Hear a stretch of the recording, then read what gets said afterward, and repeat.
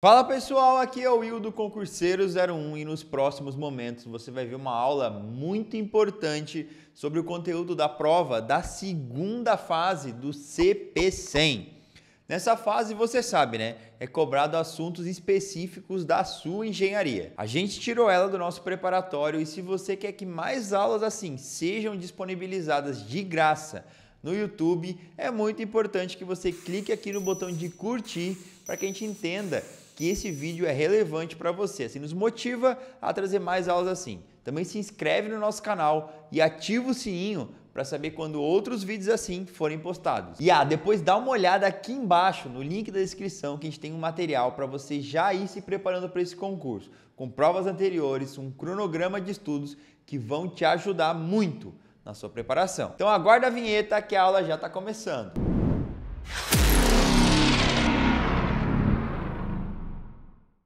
Esta é uma aula de controle de processos para engenharia química oferecida pela Engemarinha. Nesta aula, iremos abordar sobre a sintonia de controladores PID e controle feed-forward. A sintonia de controladores consiste na seleção dos valores dos parâmetros do controlador PID que melhor satisfazem os critérios de desempenho desejados. Estes parâmetros são o ganho do controlador, o tempo integral e o tempo derivativo. Os critérios utilizados para selecionar estes parâmetros podem ser baseados nas características dinâmicas que devem ser satisfeitas pelo processo, tais como o overshoot, o tempo de subida, tempo de resposta, a razão de decaimento, a frequência de oscilação e o tempo de acomodação, ou podem ser critérios quantitativos de desempenho, como o caso do IAE, ISE e ITAE. Estes três critérios quantitativos utilizam a integral do erro de maneiras diferentes para determinar características interessantes para o sistema. O IAE, a integral do erro absoluto, é utilizada quando se deseja fazer uma supressão de erros pequenos e é calculada como a integral de 0 a t do módulo do erro dt. O ISE é a integral do erro quadrático e é utilizado quando se deseja fazer a supressão de erros grandes. Ele é calculado como a integral de 0 a t do erro elevado ao quadrado dt. Por fim, o ITAE, a integral do erro absoluto ponderado no tempo, é utilizado quando se deseja fazer a supressão de erros persistentes no tempo. Ele é calculado como a integral de 0 a t de t vezes o módulo do erro dt. Para se fazer a seleção do tipo de controlador feedback que deve ser utilizado, ou seja, se vamos utilizar um controlador do tipo P, PI ou PID, não existem regras fixas, mas algumas diretrizes que podem ajudar na seleção.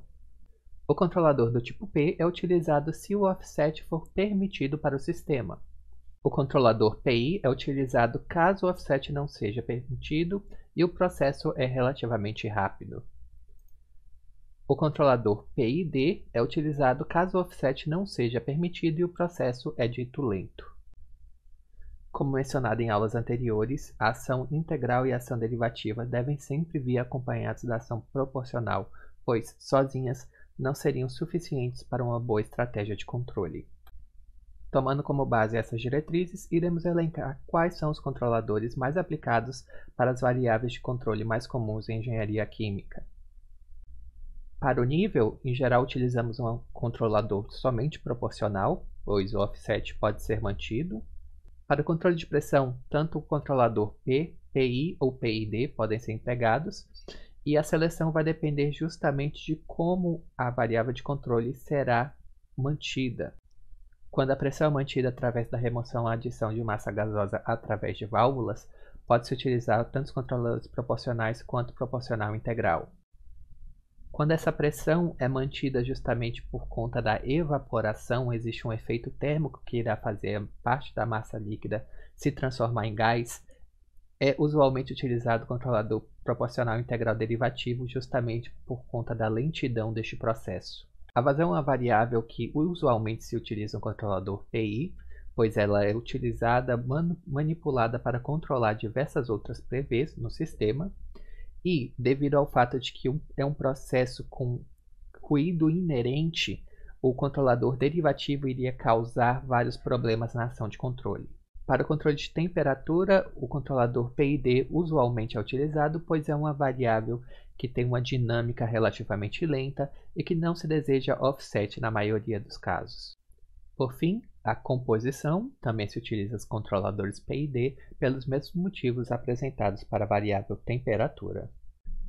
Para se fazer a sintonia de controladores, diferentes métodos semi-empíricos podem ser empregados para ajustar os parâmetros do controlador e obter os melhores resultados desejados. Diferentes métodos podem ser obtidos na literatura, sendo que um dos mais populares é o conhecido como método da curva de resposta, desenvolvido por Corre-Kuhn. Os critérios que foram empregados para o desenvolvimento dessa metodologia levam em consideração uma razão de caimento de 1/4, com mínimo offset e mínimo ISE. É um método em malha aberta. Para o desenvolvimento desse método, primeiro é introduzido um degrau com magnitude A na variável que atua sobre o elemento final de controle e observado todo o comportamento da PV para a geração de uma curva de resposta. Essa curva de resposta permite determinar a função de transferência que relaciona a variável medida e o sinal de controle. Essa função de transferência, na realidade, vai ser uma aproximação do processo para um processo de primeira ordem com tempo morto, ou FOPDT, do inglês, First Order Process with Dead Time. Com base, então, nos parâmetros para o FOPDT, pode-se utilizar as correlações numéricas desenvolvidas por Corre-Kuhn para determinar quais devem ser os parâmetros para K, tau I e tau D.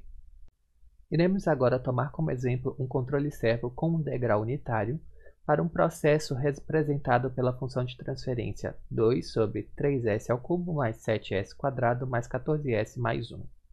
A curva a seguir mostra o comportamento dinâmico da PV quando a ação de controle é submetida a uma entrada degrau. O primeiro passo consiste em traçar uma reta tangente no ponto de inflexão desta curva. A inclinação e o ponto de inflexão podem ser determinados com base na primeira derivada dessa curva, ou, caso não seja possível, por uma análise visual. O ponto em que essa reta cruza com o eixo das abscissas nos determina o tempo morto do processo. Posteriormente, traçamos uma reta paralela ao eixo das abscissas que passa pelo novo valor em regime permanente. No ponto de cruzamento dessas duas retas, traçamos uma reta paralela ao eixo das ordenadas e, no ponto em que essa reta cruza com o eixo das abscissas, temos o tempo morto mais a constante de tempo do processo. Para este processo, o tempo morto é aproximadamente 0,9, o tempo morto mais a constante de tempo é 13,2, assim a constante de tempo é 12,3, e o ganho do processo é dado como a razão entre a variação da PV sobre a variação da MV. Neste caso, a PV variou de 0 a 2 e a MV variou em 1, já que foi um degrau unitário, 2 por 1 igual a 2. Esta figura traz uma comparação entre a curva real, aqui rachorado em azul, e a curva da aproximação, mostrada em vermelho. Como pode-se perceber, a aproximação foi muito próxima do resultado real. Nem sempre essa curva fica tão boa, mas essa metodologia ainda serve para determinar quais são os valores iniciais para os parâmetros do controlador e a partir desses valores podemos fazer uma sintonia fina, um reajuste desses valores para tentar determinar um desempenho mais interessante ou melhor para o sistema. Essa tabela traz as correlações para a regra de sintonia de Corre-Kuhn, em que são mostrados o tipo de controlador, proporcional, proporcional integral derivativo, e quais devem ser as correlações numéricas baseadas no ganho do processo, no tempo morto e na constante de tempo determinados pela FOPDT. Aqui temos o comportamento dinâmico da PV para o processo apresentado anteriormente, utilizando 3 controladores distintos, um controlador proporcional, proporcional integral e proporcional integral derivativo. Os parâmetros desses controladores foram calculados utilizando as correlações para a sintonia de Corre-Kuhn apresentadas anteriormente. E para analisarmos de maneira qualitativa o resultado, o desempenho desses controladores, foi feito um controle servo com entrada degrau unitário. Como visto na figura, os 3 controladores apresentaram uma característica oscilatória comum aos critérios de sintonia que foram utilizados para o desenvolvimento dessa regra, e somente o controlador proporcional manteve um erro de offset. Quando adicionada a ação integral, este erro de offset é eliminado, como comentado anteriormente.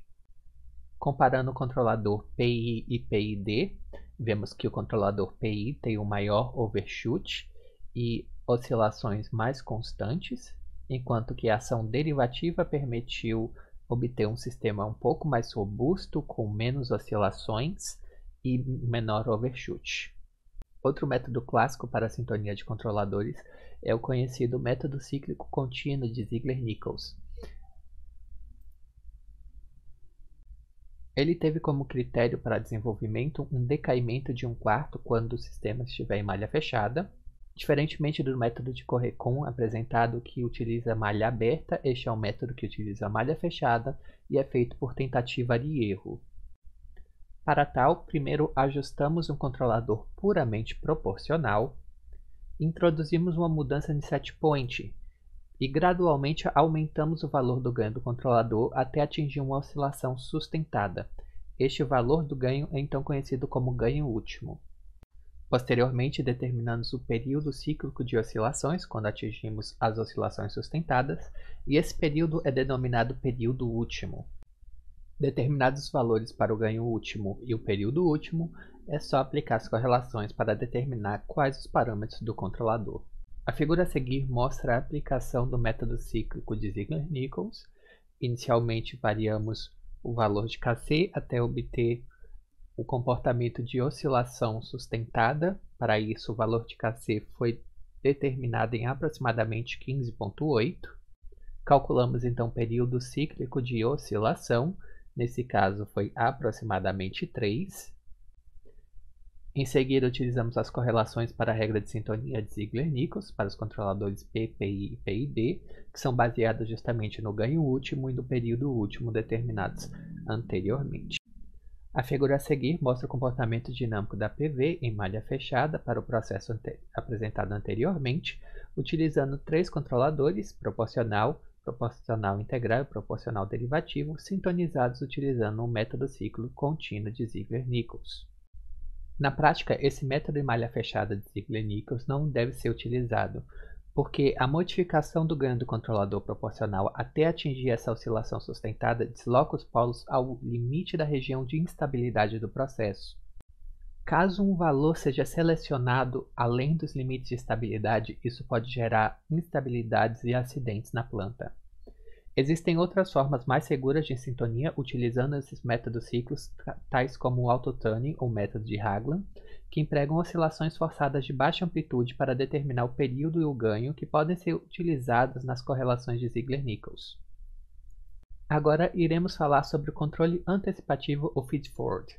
O controle feedback possui um design bastante simples e é capaz de manter a PV dentro dos limites requeridos de set point, rejeitando todos os desvios causados por distúrbios de qualquer natureza.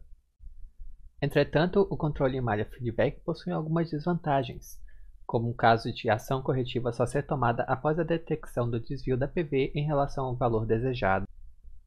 O controle feedback não é capaz de compensar desvios causados por distúrbios que podem ser monitorados, nesse caso, compensar antes que esses distúrbios afetem o sistema. Processos lentos e ou com tempo morto podem ser problemáticos de controlar em casos de distúrbios muito frequentes. Uma alternativa para mitigar estes problemas é a introdução de chamado controlador feed-forward. O controle feed-forward introduz uma compensação para um distúrbio antes que o processo seja afetado. Para que isso ocorra, é necessário que haja um monitoramento contínuo da variável de distúrbio. Neste diagrama de blocos, temos representado aqui, em GFF, a função de transferência do controlador feed-forward. A saída deste controlador é adicionada à saída do controlador em malha feedback, para então manipular a ação final de controle. A entrada do controlador feed-forward não leva em consideração o erro da variável, mas sim a presença de uma variável de distúrbio. A desvantagem do controlador feed-forward é que ele somente pode atuar em problemas regulatórios, e é necessário conhecer os modelos dinâmicos do processo do distúrbio ou aproximações destes para se ter um desempenho efetivo. e o controle ideal pode não ser fisicamente possível. Para esse bloco simplificado, a função de transferência que correlaciona a variável de saída e a variável de distúrbio é dada como GD mais GFF vezes GV vezes GP sobre 1 mais GC, GV, GP, GS. Desejamos que na presença de um distúrbio, a variável de saída seja sempre nula. Dessa forma, podemos simplificar a equação acima como D, que multiplica GD mais GFF, GV, GP. Para que essa igualdade seja mantida, tendo que o distúrbio será diferente de zero, o termo em parênteses deve ser necessariamente zero. E dessa forma, podemos obter a função de transferência para o controlador, o compensador feed-forward, dado como menos GD sobre GV, GP.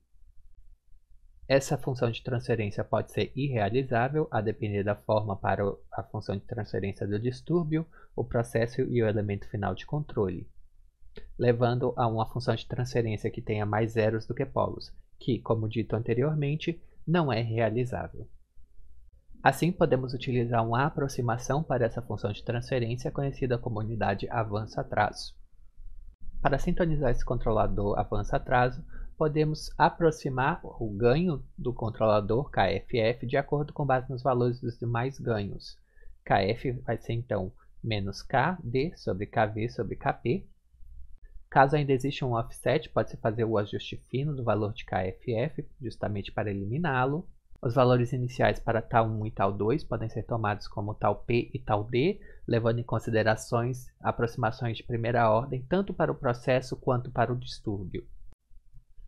Posteriormente é feito o ajuste dos valores de tal 1 e tal 2 para que, quando se encontram os valores de tal 1 e tal 2 que mantêm esse comportamento dinâmico, ou seja, erros aproximadamente iguais para um pico e para um vale subsequente, deseja-se então manter a diferença entre tal 1 e tal 2 constante, reduzindo ao máximo o erro entre dessas curvas.